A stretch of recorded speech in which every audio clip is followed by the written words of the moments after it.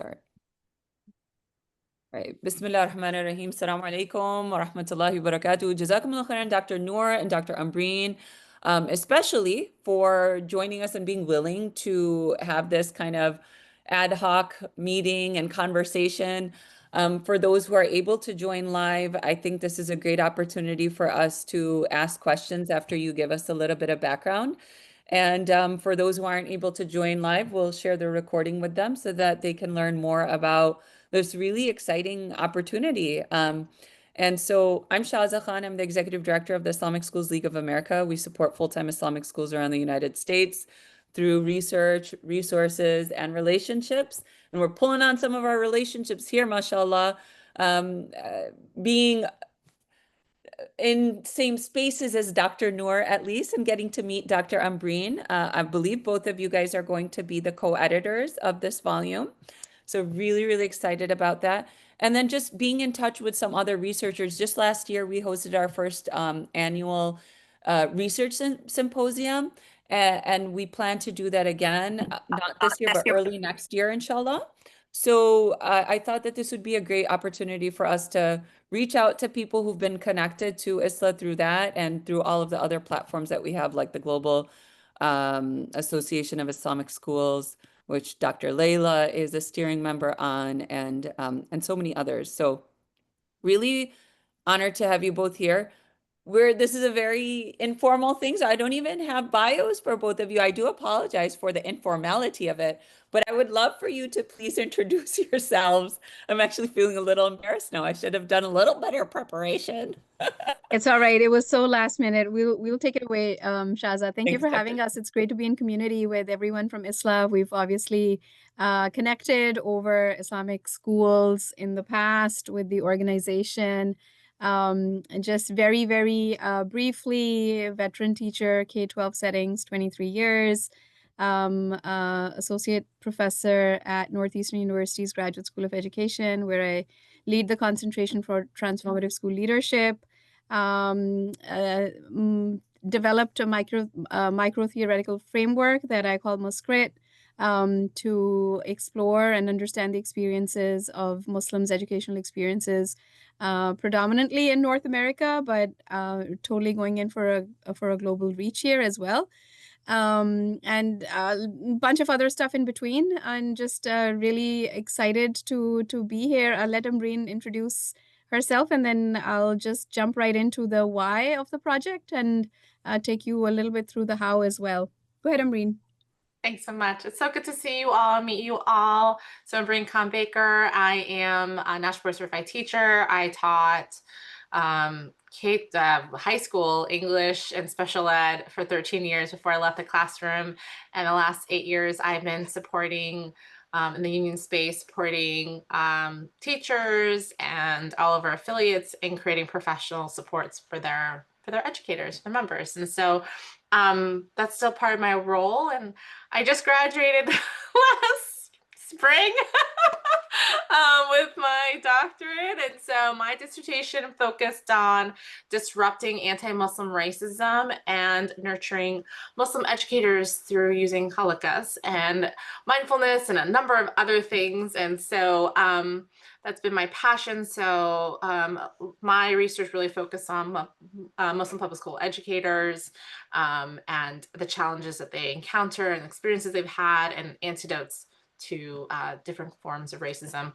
And so my role is that, like, I feel like I'm supporting Dr. Ali here in this, and it's been exciting to just read other researchers' abstracts and kind of put together this handbook. It's been very exciting, and so it's really amazing, alhamdulillah, to be here in this space with you all. So thank you for welcoming us and inviting us.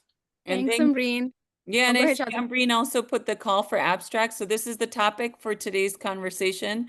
And I'm also going to share the screen here and let you go ahead and start speaking about this, Dr. Noor. Absolutely. So basically, an important thing that I forgot to mention about myself is I was principal at Al-Hamra Academy for 7 years in Shrewsbury, Massachusetts, and we just piloted our high school this fall. So hands are super full.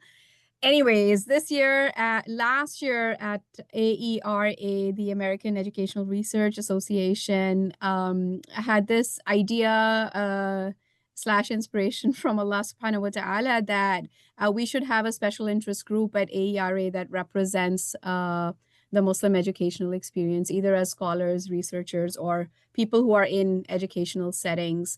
So we went through with the process and petitioned and did a whole bunch of application work, what have you. And Alhamdulillah, the special interest group at AERA, which we call Critical Muslim Educational Research, was approved.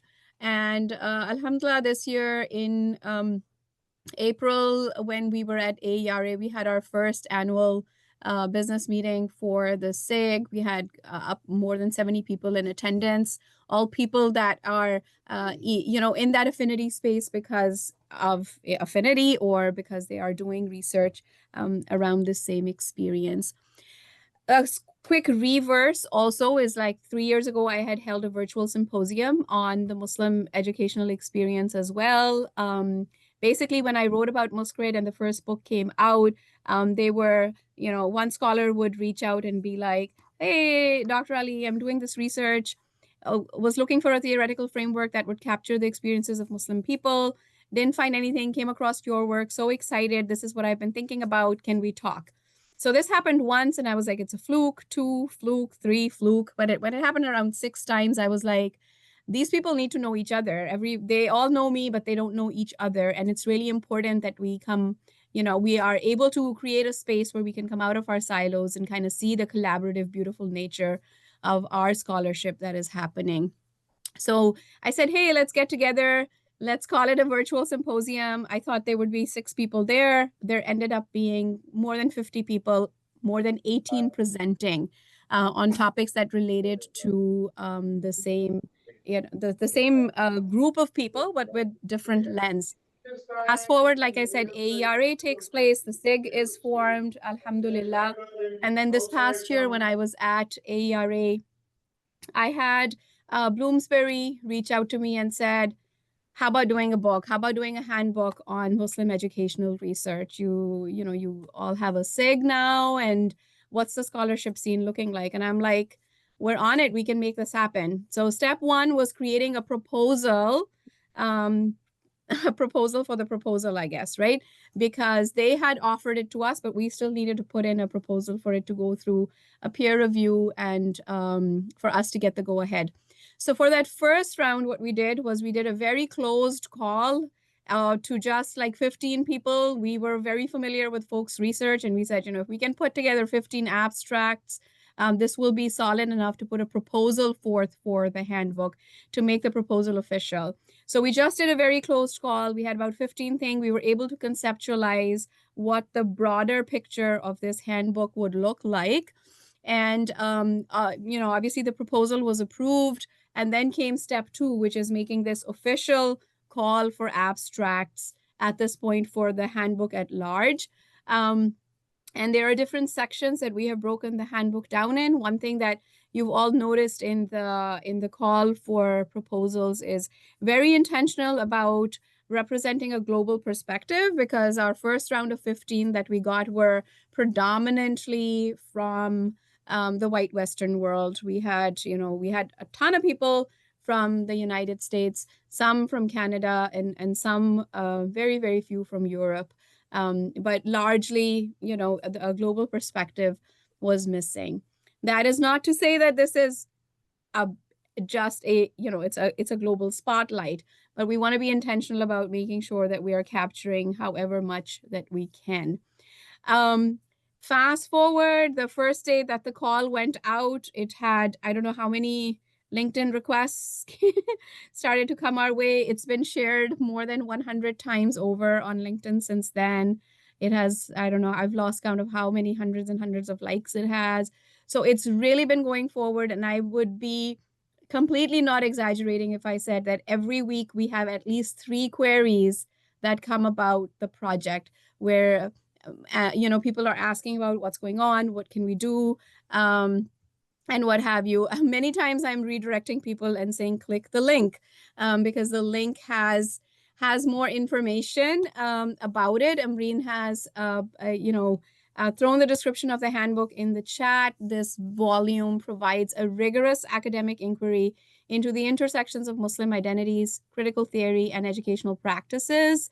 This handbook develops and refines theoretical approaches such as critical theory, decolonial perspectives, contemporary educational research methodologies, and the application of intersectional frameworks to understand the complex identities and experiences of Muslim learners and educators. All fun stuff, all stuff that you all are very familiar with.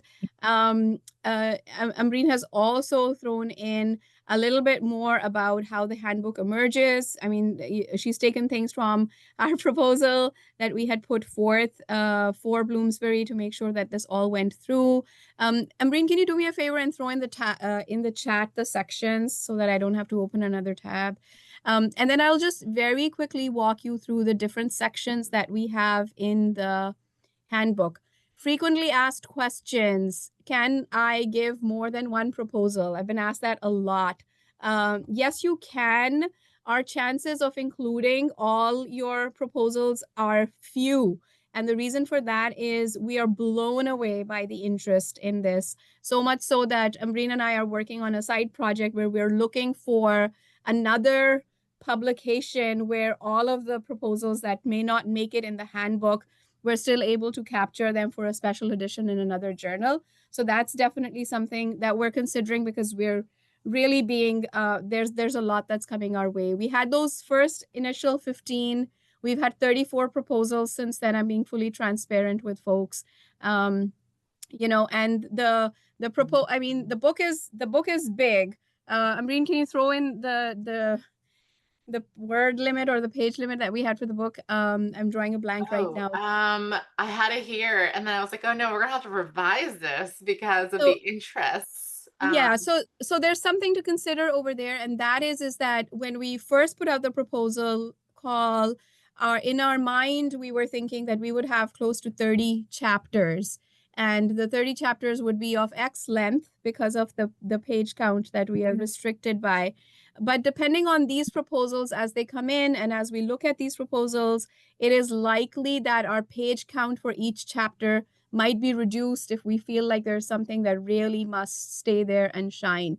So unfortunately, every time I'm asked the question, how long is the chapter going to be?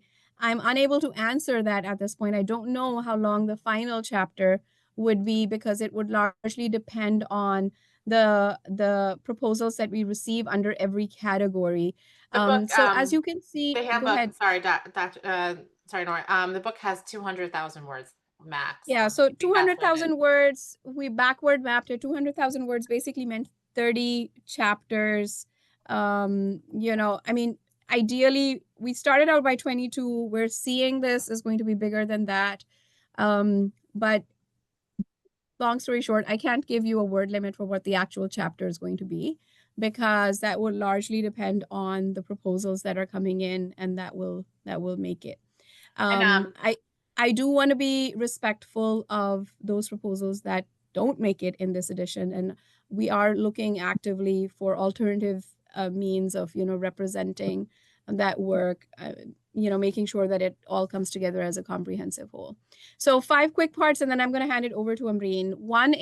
Part one is theoretical foundation. So if the work that you are doing has to do with theoretical principles, you might be looking at existing theoretical frameworks, right? And you might have played with existing theoretical frameworks, or you might have developed something that there's a bit of that's happening as well. This would be a space that would be good for you. The second is identity, belonging, and subjectivities. There's a ton of work that folks are doing on identity, a substantial amount on belonging, and then people are really looking at identity and belonging in very different contexts, one from the other. And we kind of added the subjectivities there because of that reason, right? Because not all papers on identity are the same, right? And it largely depends on the context that is there. So we want to be mindful and intentional about that representation as well. Part 3 is pedagogical practices and curriculum. So there's also work that we see that talks about application, right? Like a step away from theory into practice in educational settings, whether they are K-12 or higher ed, whatever the case may be when it comes to practice and curriculum. In this, we're also looking at both perspectives. This could be folks looking at student perspectives, right? Muslim students' perspectives in terms of practice and curriculum, and then also the perspective of educators, right? So there might be Muslim educators who are grappling with something, or they may be non-Muslim educators grappling with pedagogical practices in relation to their Muslim students. So anything practice and curriculum would basically fall under category 3. And then challenges and resistance, I don't think I need to say much about that. There's, those are fairly obvious challenges that people might be seeing in workspaces, educational workspaces, or resistance that they might be seeing. We're definitely seeing a lot more of this in the last 2 years because of the genocide. And then part 5 is future directions and transformative possibilities. There's a whole lot of forward-thinking materials that we're also seeing emerge, right? Where people are like, we've got to explore this, we've got to explore, diverse pedagogical practices or student support experiences or strategies that need to be put in place, theoretical principles that need to be adapted, right? Any of that, it would qualify under this category. So if I was to look at my own example, Muskrit is a theoretical foundation, very clear and simple, would fall under part 1, right? If I was writing a chapter, I would put it there. But in future directions, it may be that someone might say, well, Muskrit looked at this, but it didn't look at that. Here's a way that we can extend it in terms of really transforming this conversation. The other piece that we also should intentionally think about that we are, I'm seeing a bit of that, not a ton of that. So that might be an interesting area to explore for people is methodology. We often don't think about methodology and decolonizing methodology within Muslim perspectives. So that might be something very interesting to consider. And Ambereen's dissertation sort of alludes to that conceptually, right? Like, what does it mean to have, for lack of a better word, I hate this, data collection through means that are indigenous to us. And, that might be halakas or whatever else that, there's a bit of work that I've seen emerge in that space as well. So basically, if I were to summarize all of that, I'd say anything's on the table, like anything and everything. The categories are broad. They are open to your interpretation. And we're just so excited about the interest and everything that's coming our way. I'm going to stop here. Ambereen, please add anything that I might have missed in my speed rush. I'm putting one more link in the chat. I'm including the link to Muskrit, to Dr. Lee's work, so you can also take a look at that. So I think something unique to this handbook that Noor and I talked about is that in each section, in each part, there is a section where we're calling it kind of like research to application. Or research to practice journey. And so we're trying to make this handbook also appealing to those who are teaching methodology or using this in the classes. And so it's basically a chapter that provides like some activities and exercises that that helps any reader look at this is some of the research presented in this section and how does this connect to my own research? What are some like creative expression methods to help apply this? And so that's just one of the, I think we're trying to make this handbook a little bit more authentic and also appealing to a wide range of audiences and for a wide range of uses. So one other FAQ we commonly get is like, well, what should I submit? And so I've talked to a number of researchers about, okay, you can take a look at, it should be something previously you have not published. in a different form, but it could be a new angle to your research that you haven't published. For example, like I just shared a link to my dissertation, but inshallah, what I'm hoping to submit as a chapter is actually, I didn't really study the influence of gender. When I looked at Muskrat, I looked at the other tenets, and I have all of that data, and so that's inshallah the chapter I'm going to write. And so, thinking about your research, maybe there's something you haven't written about or some aspect, and to kind of like focus in, because it will be a smaller chapter. In terms of like looking at the whole handbook. And so just something to consider as you're thinking about what to submit, and take a look at these 5 sections and see, take a look at your research or what you've written in the past, and see what really appeals and what's something that a wider range of audience would actually could learn from, right? And so just to think about, have those things in mind.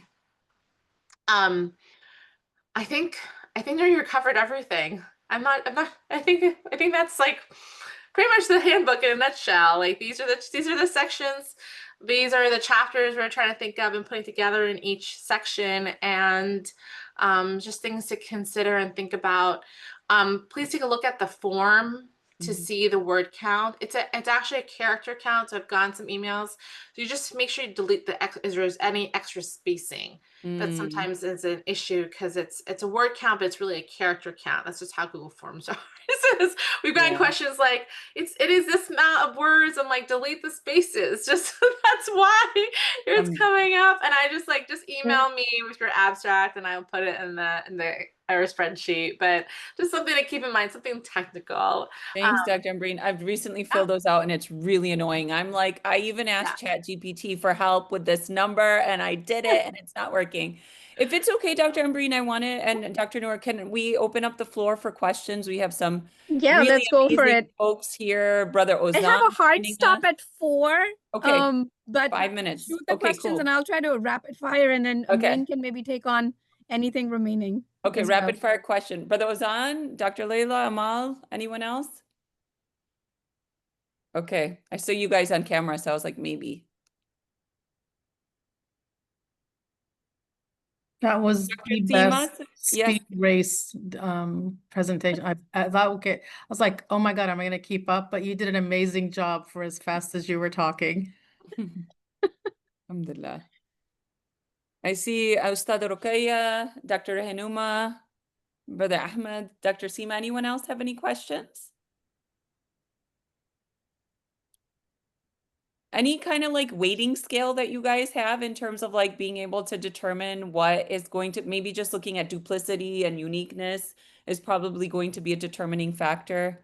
Duplicity is definitely something that we will need to consider. I'm actually afraid that there won't be so much duplicity. So we might actually not be helped by by that criteria, because the proposals are really So unique. coming from all over the place, and very diverse topics that we would not have thought people had researched.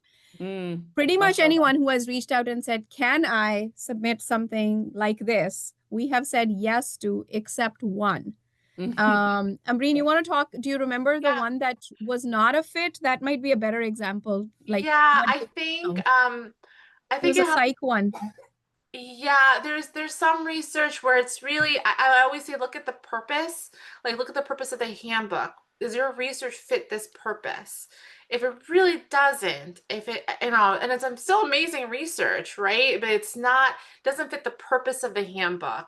So I've had those conversations with some folks like, okay, this was your research. That's probably really good for a journal on mental health, but it's not, it doesn't fit the purpose of our handbook in terms of these sections. So I think that's a strong connection to make is to one of these sections.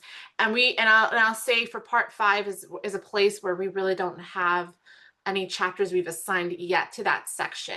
So that's a place, we've seen abstracts come in that could fit into that chapter, but that's probably going to be a strong basis for us in the end as we look through these abstracts, is like, how well do they fit into these parts?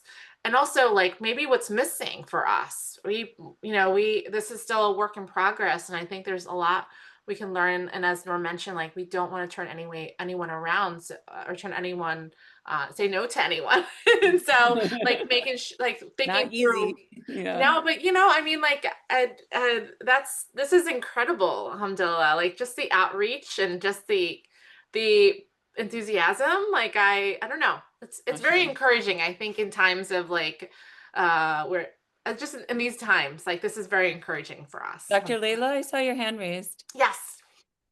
I guess what well, you said you have an influx of submissions, but you're looking for more. What's the rationale, I What's guess? missing? Because I was going to submit mine and then I thought, and now I'm thinking yes. And No, so we I'm like, no, stop. That's not the vibe we're giving. Like, we don't want you to think we have too many submissions. Please don't give us anything more in the next 8 days. We want to receive submissions because we want to make sure that there is as diverse a representation of the rich research that is happening as is possible for us to squeeze into this handbook. So, and for that, that's why I said we don't have a final chapter count in our head. We had a chapter count on the proposal we gave them, but as these are coming, we are like, we're okay with increasing the chapter count and reducing the word limit for the chapters if it means being able to include diverse representations of topics within these 5 sections. Okay. So I would really highly urge and encourage people, like, this is our chance as a community. I mean, I'm not saying this is the only chance, but this is our first big, huge chance like this, right? That our works can be presented in a handbook, which is like an affinity space for us. And I'd like to be able to include as many scholars, researchers, practitioners as we possibly can, without anything that is really like very much similar to another person's work. And I think all of the research that we have done is different in diverse ways. And there's also value in saying, like, you receive a proposal, it's phenomenal. There's another proposal, also phenomenal, topic is very similar. I'm ready to reach back to the scholars and say, hey, loved your proposal. It's a lot like somebody else's work. Can you look at this from this lens and keep the research, but look at it from this lens so that we can put it in a different section or, give a different spin to it because you're already sitting on that research and you have it. And could we utilize it in a different way? So we're all about wanting to include as much as we can, good quality, rich research as we can. I don't want you to be dissuaded by the fact that we got so many proposals. This is good. This is like a really great problem to have. And we want to we're excited about solving this problem, either by, bringing down word limits in each of the chapters, or like, even if something doesn't make it here, I'm giving you my word, inshallah, bi'idhnillah, that we look for another space where we can accommodate these and make another thing out of it. And inshallah, ISLA will be hosting its research symposium. We're planning to host it in February. So, we can reach back out to you all. And Dr. Hanuma has been instrumental in that. Dr. Seema is the co-chair of it. And Dr. Noor and Dr. Ambreen, we'd love to have you guys, Count us in. maybe also share some of these things that don't get into that publication space. And Cambridge Dialogue Series has a publication that they offered to do for our research symposium folks last year as well. Dr. Noor, I know you need to go. Jazakumullah khairan. Thank you. I see you looking at that time. And I know everybody else does too. September 30th, I suppose, is a hard deadline considering that you're getting enough inquiry and interest right now. So I guess that's something we always like to be aware of. And I'm going to read, and I'll let you speak to that, Ambreen, after I read out loud Dr. Rahnuma's statement here. I'm curious what the philosophy behind crowdsourcing research versus going to existing centers of research such as universities. Have you found that more non-university based researchers are submitting? So I think initially the 16 chapters we submitted as part of the proposals are all university-based researchers. And so we have reached out. And frankly, Nora and I was like, well, what else, who's out there? Like, whose voices are we not hearing? Because we know in a lot of academic spaces, a lot of our voices are oppressed or suppressed, right? And so by at least putting it out there through LinkedIn and through different social media forums and platforms and emails and WhatsApp, it feels like a lot of different groups has alhamdulillah like gotten a message. And so we wanted just to open it up to everyone. And I think I think we keep stressing how many submissions have come in because we didn't expect this at all. We just didn't expect this. We were like, okay, maybe we'll just get 5 more chapters. Like, hopefully, like, inshallah, that's what we were hoping. Like, okay, 5 more chapters, maybe we'll get. But then to see to see the response has been incredible, alhamdulillah. So I think, it feels like just doing a quick scan. It feels that there are primarily university-based researchers submitting, but there are some non-university-based researchers. But it does feel like it's much more heavy as that these are university-based researchers. So there's a number of researchers that are international. So I need to read it closely to get you a better answer because it's a little bit different. So I hope that answers your question. Oh, yeah. So Yeah. Dr. Renuma, yep, appreciating that you've opened the call and it has the possibility to create inclusion and equity across centers and peripheries of knowledge production. Absolutely. Alhamdulillah. Yes, absolutely. One logistical question. The form doesn't accept, like we just said, what do you do about although it's under 200 words, it's still saying that it's more? Oh, delete the spacing. It's like Between all the words? no, you might have paragraphs. If you're having No, Not between words. I was like, what other spaces are there? There are no. if it's in paragraph form, Yeah. you might just have to delete the spaces in between the paragraphs. There's nothing. It's a Oh, paragraph. I'm sorry. And it's, Well, I'm sorry, I'm just imagining your submission. There is a critical problem. It's just all one word. Unfortunately, Google Forms is like a little sensitive to this. Next time, inshallah, I'll increase the word count much more and just say it's 250, but let it be 300. I think that's what I actually did. Like, it's supposed to accommodate much more words on the form, but it has to do with character spacing. it says 1,380 less characters. That's what it says to me. Oh, so it's probably not the same word count. Maybe highlight the text in a separate document and see how many words it is. 196.